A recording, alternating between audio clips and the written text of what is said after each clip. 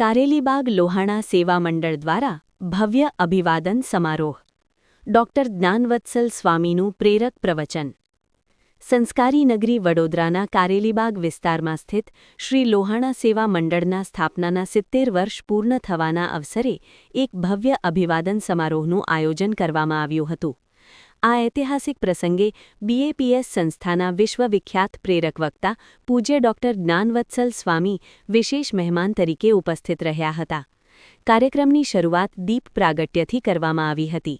સંસ્થાના પ્રમુખ રાજુભાઈ ઠક્કર, ઉપપ્રમુખ મનોજભાઈ ઠક્કર તથા મંત્રી શ્રી રાજુભાઈ ઠક્કર દ્વારા ઉપસ્થિત મહેમાનો અને પૂર્વ પ્રમુખોનું હાર્દિક સ્વાગત કરવામાં આવ્યું હતું.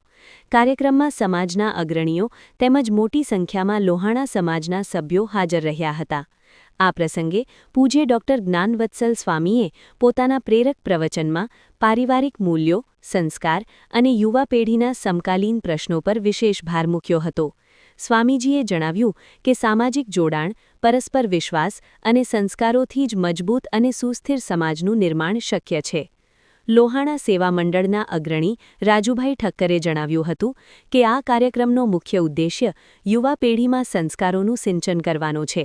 સંસ્થા આગામી દિવસોમાં પણ સમાજ ઉત્થાન અને કલ્યાણ માટે વિવિધ સેવાકીય પ્રવૃત્તિઓ સતત કરતી રહેશે. 70 વર્ષના ગૌરવભર્યા ઇતિહાસને ઉજાગર કરતા આ કાર્યક્રમે સમાજમાં એકતા, સંસ્કાર અને સેવા ભાવનાનો મજબૂત સંદેશ આપ્યો હતો.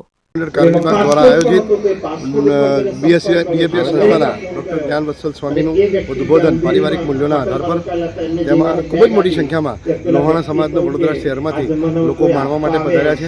યુવા દીકરા દીકરીઓને પણ આજે ખૂબ મોટું પ્રોત્સાહન મળવાનું છે. ત્યારે આજના દિવસે સમાજ પૂરો એકત્રિત થઈ અને આ કાર્યક્રમ માણી રહ્યો છે.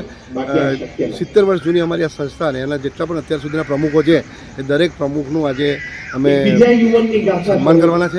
અને સંસ્થાનો પણ ખૂબ જ વિકસિત સંસ્થા જેમને બનાવી છે એ બધા જેટલા પણ વડીલો છે એ બધાનો અમે આભાર માની અને સમાજને અને સંસ્થાને એક તાંતને બાંધી રાખતા બધાને અહીંયાથી અમે એમનું ઋણ અદા કરવા માટેનો આજનો એક કાર્યક્રમ અને યુવા પેઢીને પણ ખૂબ જ સારું પ્રોત્સાહન મળે એના માટેનો એક સારો પ્રયત્ન છે. સમાજને સંસ્થા ભેગા થઈ અને આવા પ્રયત્નો હર હંમેશ કરતી રહે એવી શુભેચ્છા.